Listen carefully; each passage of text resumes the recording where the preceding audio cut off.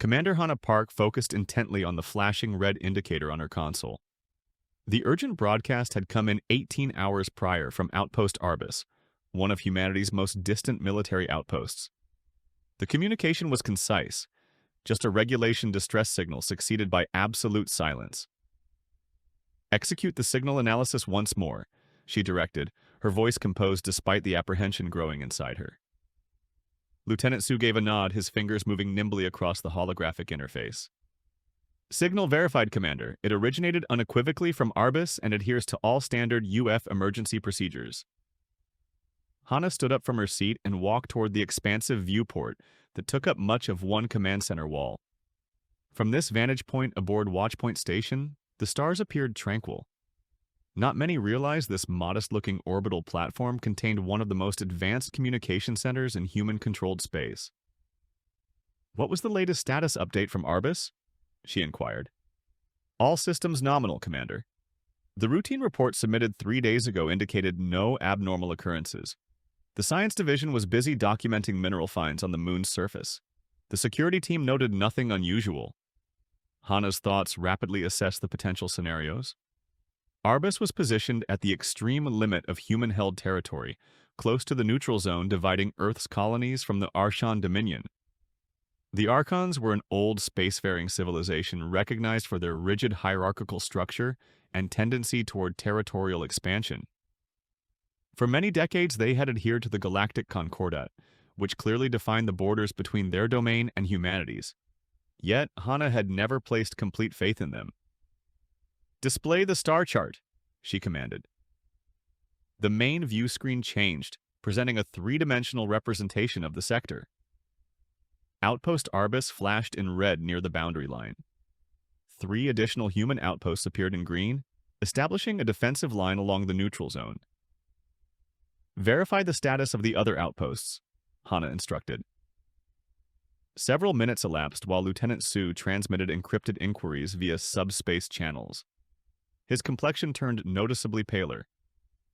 "Commander, Outpost Themis and Outpost Nyx are unresponsive to standard communication attempts." A chilling sensation gripped Hana's stomach. One silent outpost might suggest equipment malfunction.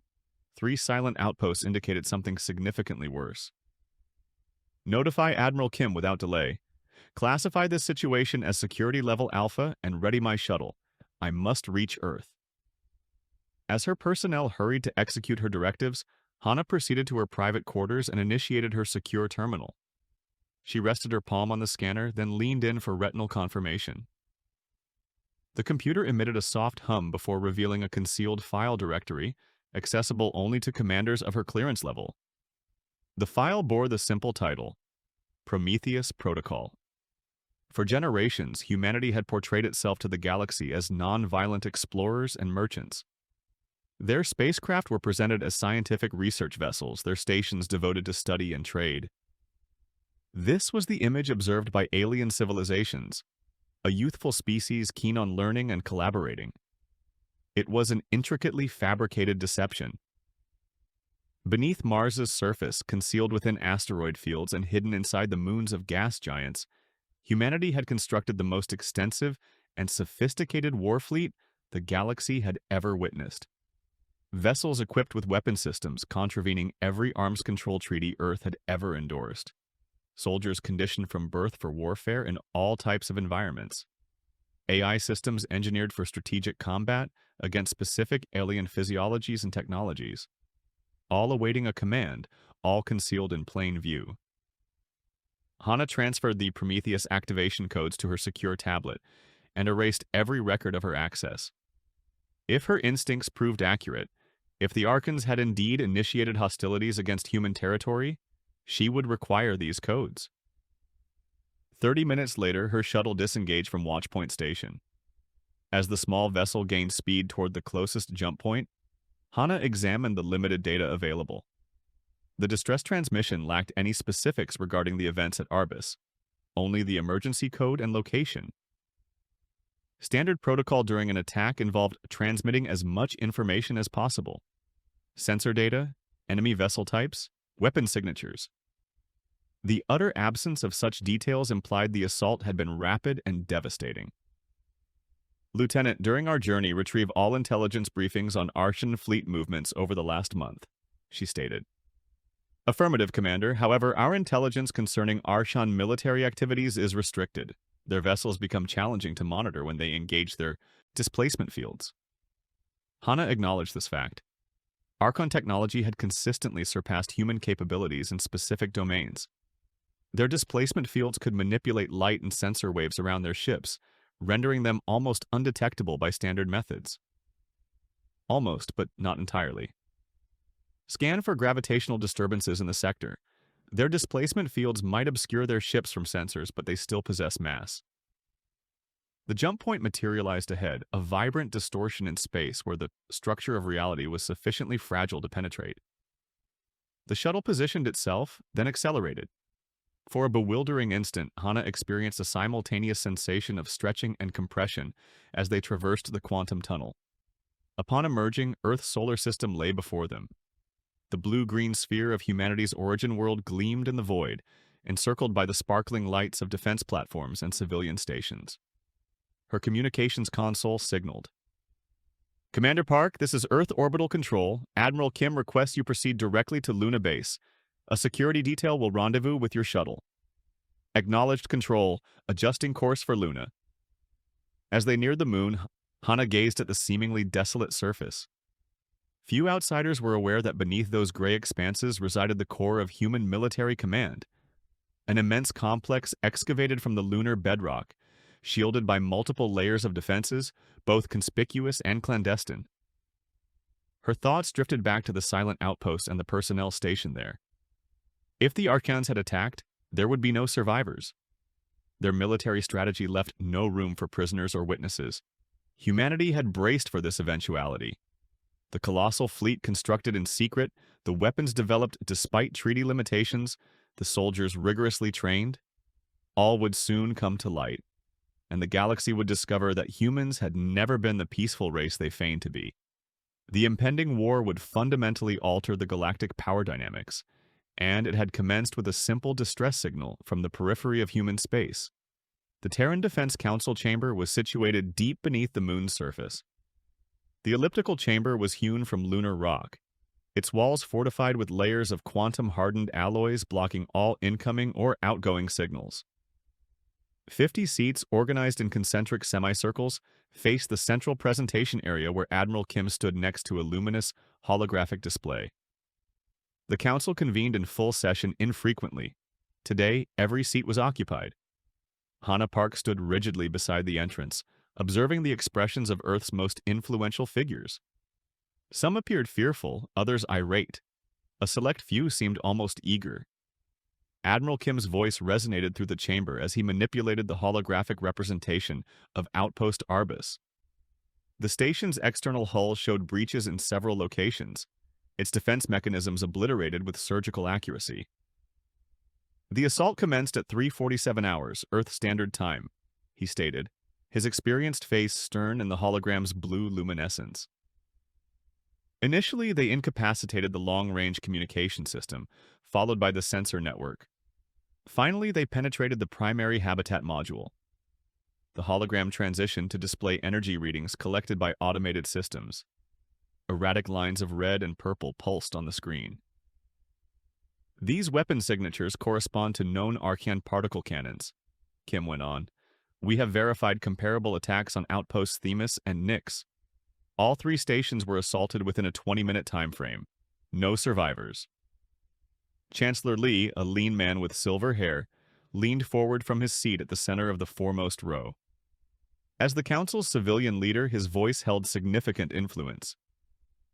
Could this be an error? He queried. Perhaps a training maneuver that inadvertently entered our territory? Hana stepped forward, having been called to this assembly directly upon her arrival.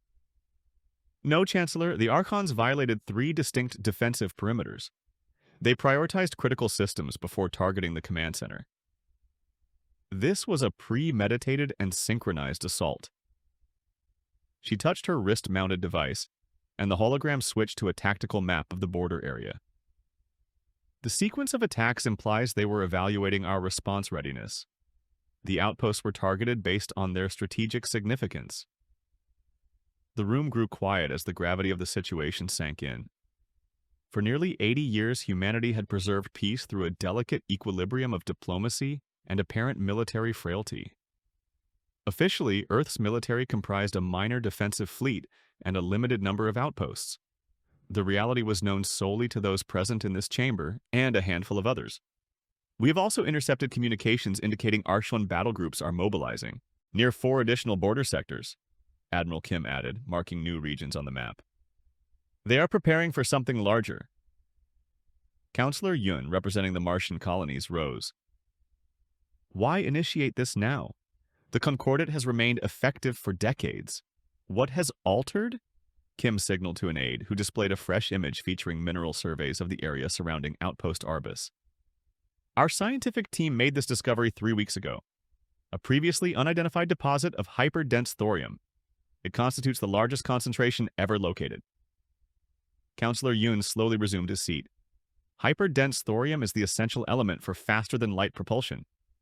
Precisely, Kim affirmed. Whoever gains control of that deposit could construct a fleet capable of traversing the galaxy in weeks rather than months. Chancellor Li massaged his temples. Have the Archans replied to our diplomatic communications? They disavow any awareness of the attacks, Hana answered. They assert the weapon signatures must be fabricated. An elderly counselor from the European Union leaned forward.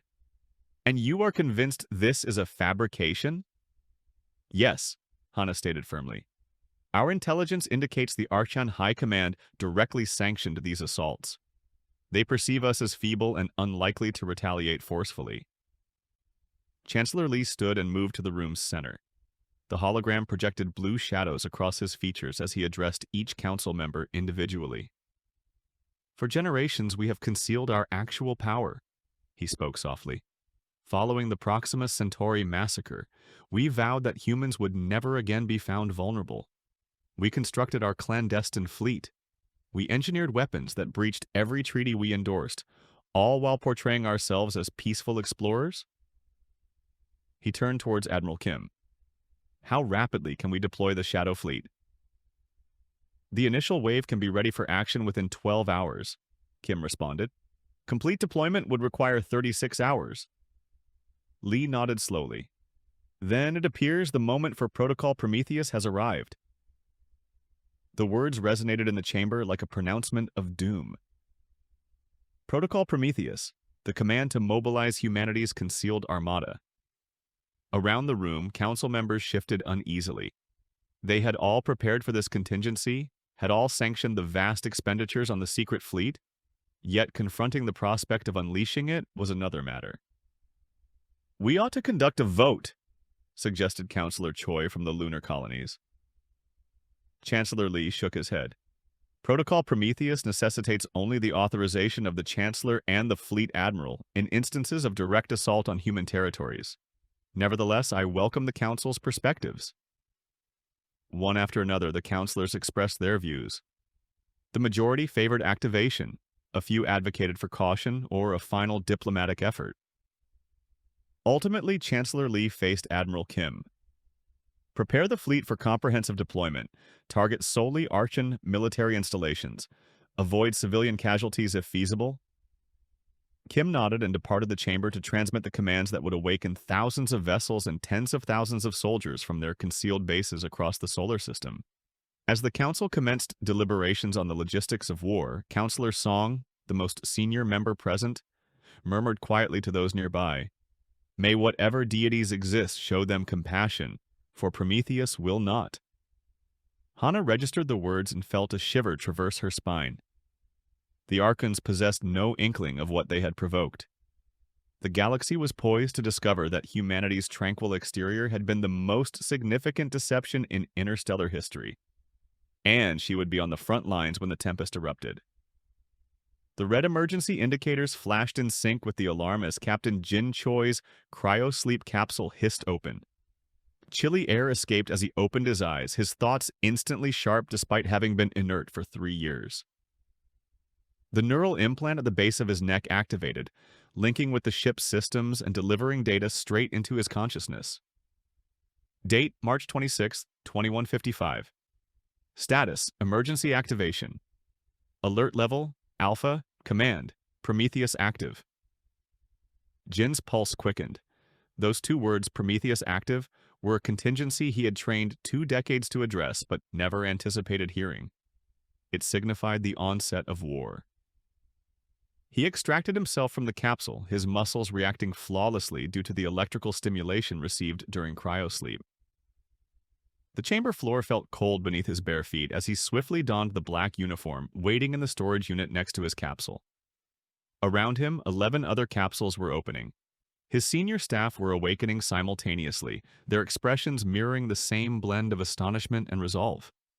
They had all volunteered for this assignment, aware they might remain, dormant for decades or perhaps never be summoned. "Captain on the bridge," announced Commander Unisong, his executive officer, upon seeing him. Jin dismissed the formal address with a gesture. "Report status, Commander?" "All systems are activating as per protocol," she confirmed, consulting her tablet. "The Nemesis is awakening." Jin nodded and approached the wall panel, pressing his palm against it. The wall slid aside, revealing a passageway leading to the bridge. As he proceeded, he could sense the immense vessel reanimating around him, lights intensifying, machinery humming, and artificial gravity increasing to standard Earth levels. The clandestine base beneath Titan's surface was one of numerous such facilities, dispersed throughout the solar system and further afield. For generations, humanity had constructed its concealed fleet, preparing for the time when the peaceful image presented to the galaxy would have to be abandoned. Jin arrived at the bridge and settled into the command chair. The surrounding view screens displayed the vast subterranean dock where the TSS Nemesis, flagship of the Shadow Fleet, had awaited this moment in obscurity. "Ship status?" he inquired. "All systems operational, Captain," reported Lieutenant Kong from the operations console. "Weapon systems armed, shields at maximum strength, quantum drives charging." "Secure channel established with Fleet Command," added Lieutenant Bake. "Admiral Kim is awaiting communication." Jin nodded. "Patch him through." The main screen flickered, revealing Admiral Kim's face. The older officer appeared weary yet resolute. "Captain Choi, the Archans have assaulted 3 of our outposts near the Vidirian Expanse. Protocol Prometheus has been initiated.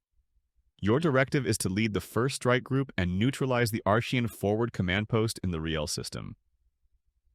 Jin's mind rapidly processed the implications. Riel was a heavily defended Archon military stronghold. Attacking it constituted a declaration of total war. "Understood, Admiral. Time to target. 8 hours at maximum velocity. The 6th and 9th strike groups will offer support upon engagement. Remember, Captain, this is not a restricted action. The Council has sanctioned the complete deployment of the Shadow Fleet." Jin comprehended the significance of those words. Full deployment signified unveiling humanity's genuine military power to the galaxy, a secret maintained for almost a century. "Rules of engagement?" he asked. "Military objectives only. Prevent civilian losses where possible. But be unambiguous, Captain. We are delivering a message. The Archons must realize that attacking humanity was their gravest error." "Yes, sir. We will ensure that is clear." As the communication concluded, Jin addressed his crew. "Sound General Quarters. Commence launch procedure." Throughout the enormous underground complex, analogous events unfolded as other vessels awakened. The Shadow Fleet comprised 5,000 warships, each technologically superior to anything previously known in the galaxy. They had been constructed covertly, their technologies derived through reverse engineering from a dozen alien civilizations and augmented by humanity's distinct innovations. On Mars, beneath the Olympus Mons shield facilities, 10 cruiser squadrons initiated weapon power-up sequences. In the asteroid bases of the Kuiper Belt, stealth destroyers disengaged from concealed moorings. Within the excavated moons of Jupiter, carrier groups deployed their fighter squadrons for the first time beyond simulations. Across human-controlled space, ships previously appearing as ordinary merchant vessels abruptly shed their civilian exteriors, exposing weapon arrays and armored plating beneath counterfeit hulls. Research outposts activated defense systems that violated every arms limitation treaty Earth had ever ratified. Mining stations converted into battle cruisers as hidden compartments opened, revealing their authentic nature.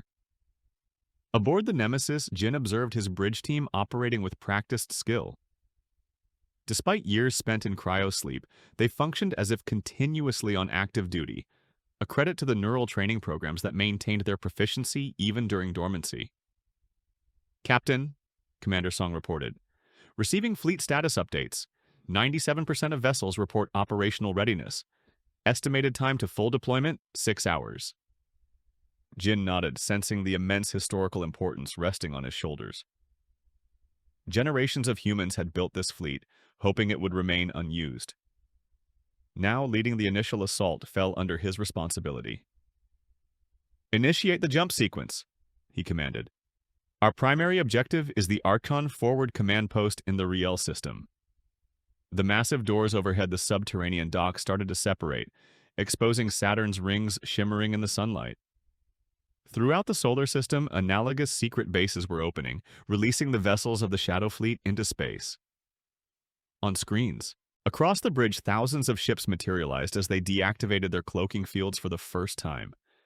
The true scope of humanity's military strength became apparent. The vessels maneuvered into formation with practiced exactitude, organizing into strike groups and battle clusters.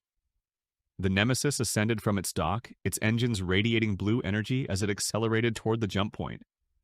Jin examined the tactical display showing the thousands of ships now under his command. "The Archons believed they were assaulting a weak adversary," he stated quietly. "They are about to discover their profound error." As the fleet readied to transition to faster-than-light travel, Jin understood that the galaxy would be irrevocably altered after this day. The peaceful humans who had seemed so non-threatening for so long were about to unveil themselves as the most powerful military force the stars had ever witnessed. And it all commenced with the simple phrase, "Prometheus, active." High Commander VX stood erect on the bridge of the Archon flagship, Eternal Dominion. His scaled hide reflected blue under the vessel's illumination as he observed the tactical display with contentment. The human colony of Nimbus Prime had succumbed precisely according to plan. 3 Archon battle groups had encircled the planet, and the inadequate human defenses had collapsed within hours. "Status update," he commanded, his 4-digit hand tapping the command console. Subcommander Rax bowed slightly before replying. "The human governor has officially capitulated, High Commander. Our units have secured the primary settlement and the mining operations. The thorium reserves are even more substantial than our scans indicated." VX permitted himself a slight grin, displaying rows of sharp dentition. This mission would undoubtedly gain him favor with the Archon Supreme Council. The humans had demonstrated themselves to be exactly as Archon intelligence described. Technologically proficient, but militarily feeble. A species of merchants and negotiators hiding behind treaties instead of armaments. "Commence extraction without delay," VX instructed. "I require the initial thorium shipments prepared for transport within 6 hours." "Yes, High Commander." VX redirected his focus to the tactical display. 23 Archon warships encircled Nimbus Prime, their locations indicated in luminous blue. The human defenders, comprising a few obsolete patrol craft, had been annihilated in the attack's opening moments. Now his soldiers were securing ground installations while engineers readied to exploit the planet's valuable resources. The sensor officer's voice suddenly broke the bridge's tranquility. "High Commander, numerous unidentified vessels emerging from FTL." "What?" VX pivoted towards the young officer. "Identify them." "Unable, sir. They are not registered in our database. Energy signatures imply human origin, but—" "Impossible!" VX retorted sharply, striding towards the sensor station. "There are no documented human warships in this sector. Our intelligence confirms this." However, the evidence was irrefutable as the tactical display populated with red icons, initially dozens, then hundreds. Ships were materializing seemingly out of thin air all around his fleet. "How many?" VX demanded, his voice strained with sudden apprehension. 800 and increasing, High Commander," the sensor officer responded, her fingers racing across the controls. "They have completely enveloped our formation. Their weapons are— Sir, these readings cannot be accurate. The energy outputs exceed anything previously recorded." VX stared at the display, incredulous. Human vessels did not resemble these. Human vessels were small, lightly armed craft designed for patrol and scientific missions. These were warships, immense, heavily armored, and equipped with weapon systems that matched no known human technology. "Open communications," he ordered. "Demand identification and their intentions." "No response to our hails, sir. They are not broadcasting any identification signals." "Launch fighters, raise shields to maximum power," VX yelled as realization struck. "Battle stations."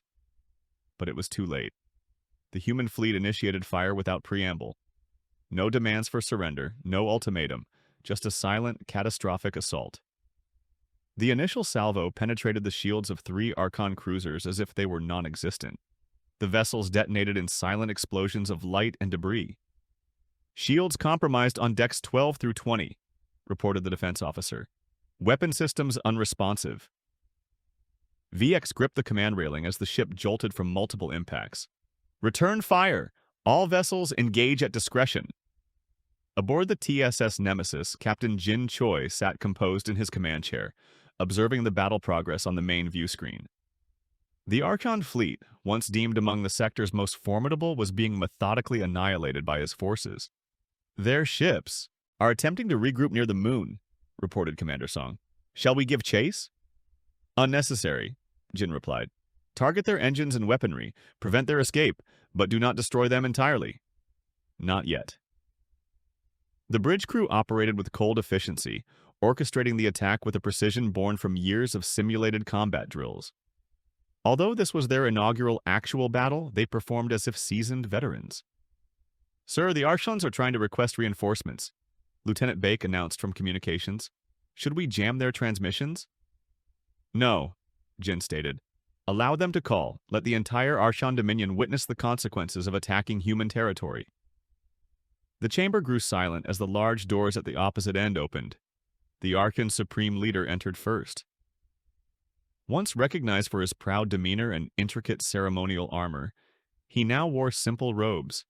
His blue scales had faded to a dull gray, and his posture was bowed with defeat. Following him were 3 humans. They wore no armor and carried no apparent weapons. The individual in the center was older, with gray hair and a severe expression. Flanking him were a younger man and woman dressed in plain black uniforms.